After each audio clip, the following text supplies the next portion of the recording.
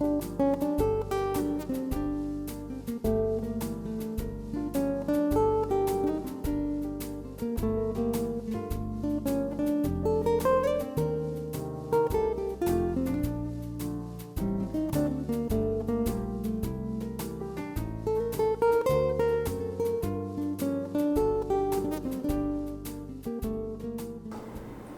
everybody, my name is Michael Cortez from Liaison College in Barrie. We're a culinary school. I got one of my students, Grant Pennock, here with me today, and what we're going to prepare for you is a grilled rainbow trout.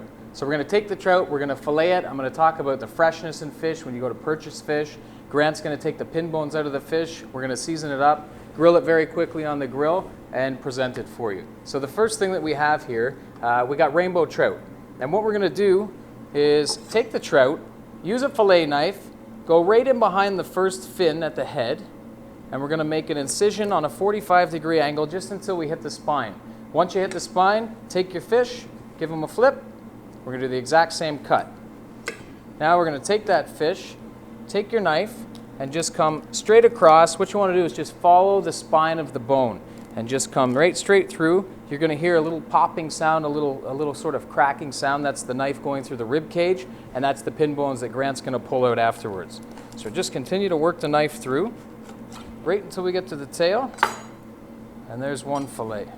Now what you want to do when you have a fatty fish like rainbow trout, there's a little belly section here that you want to make sure you cut out because the fat can be a little bit overwhelming in its flavor. So we're just going to take our knife and just very shallowly make a cut to make sure we get that out, like so. And that's one fillet. Now there's a line of pin bones right here. That's what Grant's going to take out with a small pair of needle nose pliers. Just one at a time, pop them out. You want to make sure you get them out so that you don't have little bones in there that your friends, family, or customers could choke on. So Grant's going to pull those out while I take the other one off.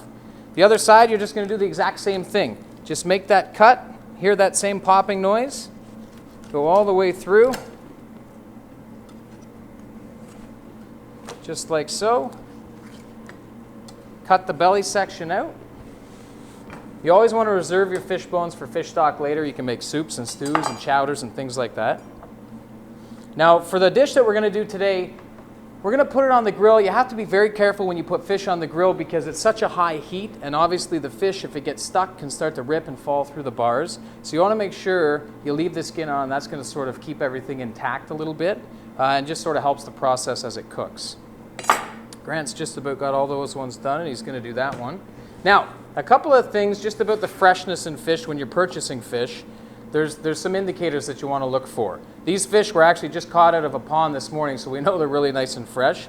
You want to look for very clear eyes. The eyes of the fish should be very clear, not cloudy. If the eyes start to get a little bit cloudy, the fish is a little bit old, okay? Your first indicator when freshness in fish is its odor. If there's any fishy smell to it whatsoever, it's starting to break down, it's starting to decompose, and it's a little bit getting closer to the end of its shelf life. So it should smell almost like a fresh cucumber or a fresh watermelon. It should have some type of melony smell to it. It should smell like the ocean. It shouldn't be fishy at all. You want to make sure that the gills are bright red or pink, not gray. You want to make sure that the flesh is firm. So if you poke the fish, it should spring back readily. If your finger dent stays there, then again the fish is starting to break down and it's getting a little bit old. Okay, so those are some great indicators for the freshness in fish. This one done, Grant? Yeah. Perfect. So we're going to take this fillet. I'm just going to trim its tail up a little bit.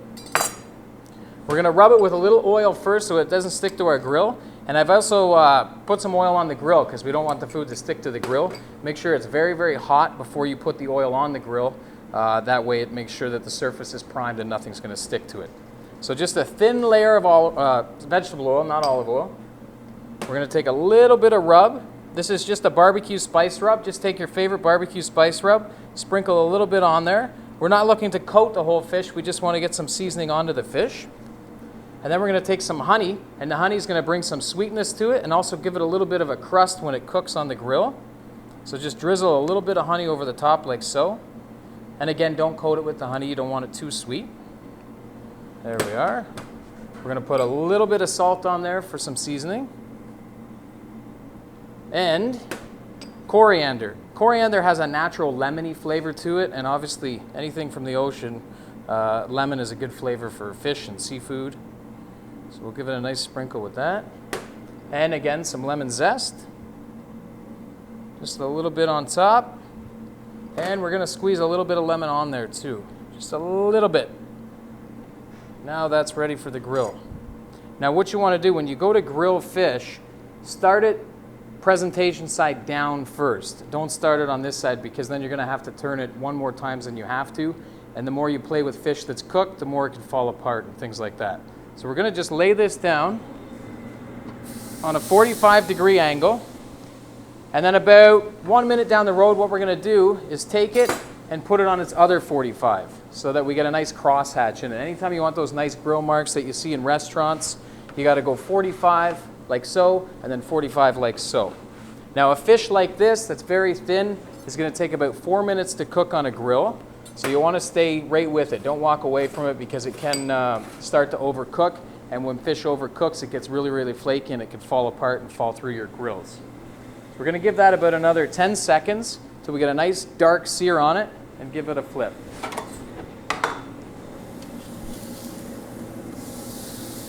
There we go.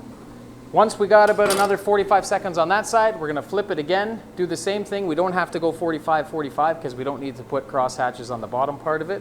And give it about a minute to cook, and those the fish is going to cook all the way through. Okay? We'll just give it another flip.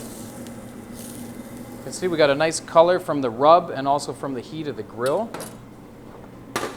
Here, Grant, just put those off to the side. We're going to serve the trout today with a little bit of lemon and some parsley for color on the plate. We'll give that about another 10 seconds. It's going to come off. Anytime you serve fish, you should always serve lemon with it, whether it's a wedge or a crown like so.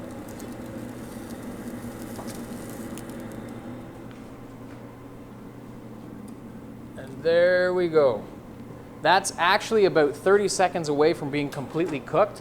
But whenever you cook fish, you want to utilize a cooking technique called carryover cooking, and the residual heat from the fish will continue the cooking process off of the grill. So there you have grilled rainbow trout.